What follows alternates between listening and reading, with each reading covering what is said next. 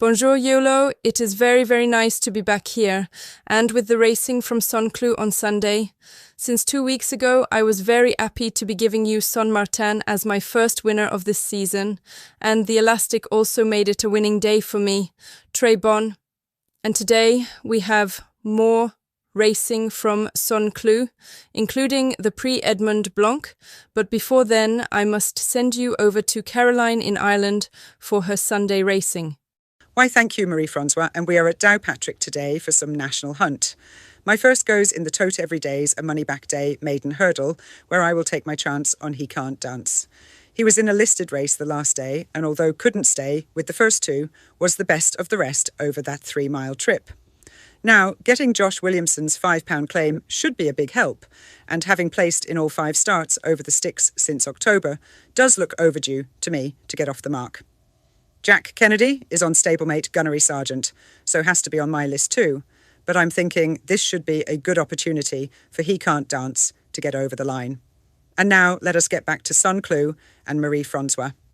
Merci beaucoup, Caroline, and here is my nap for Sunday. I think it must be Silius that will be the one to win this Prix Edmond Blanc. Oui, he is already with the 2 wins this year and won the Prix Altipan here very, very well, so must be with the advantage over those that have not been seen yet this season.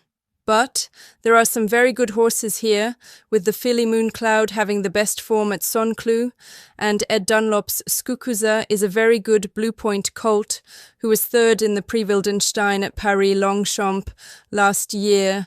Then Carl Burke does do well over here in France, so Native Warrior must also be on my list. D'accord, I will stick with the form of Silius to take this Prix Edmond Blanc, with Skukuza maybe the danger. For my Sunday next choice, it will be in the Prix Right Royal. Oui, I think I will take the chance on Asmarini for this. Francis Henri Graffard's Sotsas Gelding beat Double Major by the neck on the all-weather at Chantilly 3 weeks ago, so I will know he is here race fit. And with his sire, the winner of the Prix de l'Arc de Triomphe must have plenty of stamina for this trip. Double Major has run in some very good races, including a win in the Prix Gladiateur last September, so I can have him on my list. And André Fabre's Hot-Headed will also be there non.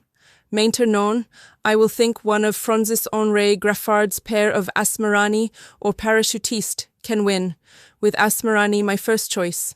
And now we are back to Caroline in Ireland. Thank you, Marie-Francoise. And in the Billy and Bertie Fitzgerald Memorial Handicap Hurdle, I'm thinking that with some better ground, it will be Dairy Force that can land this. He's moved on from Liam O'Brien's yard to Gordon Elliott, so I would hope that this can bring out some improvement, and I'm of the opinion that the soft to heavy ground he has been running on has not shown Dairy Force in his best light.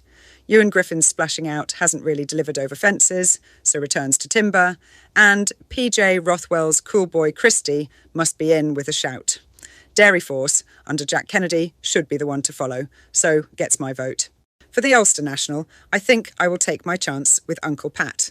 He ran a cracker in the Grand National Trial at Punchestown when going up in trip, so I'll take my chance on a repeat of that.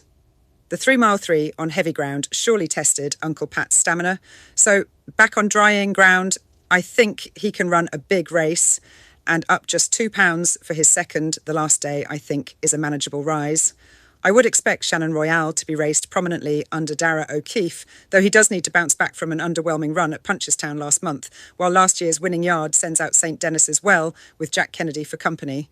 These 3 I would expect to be there or thereabouts, with my preference for Uncle Pat.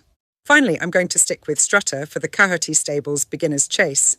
I'm going to draw a line through Strutter's run the last day, where front-running or the extended trip seemed all a bit too much, and give him another chance here. Paul Townend takes up the reins now, and having come over to Closutton from Nicky Henderson's 7 Barrows yard, I would be hoping for some improvement now sent over fences.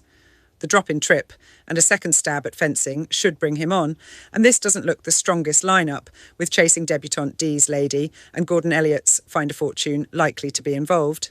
Yes, Strutter can come on for that first try over fences and do better brought back in trip and on better ground.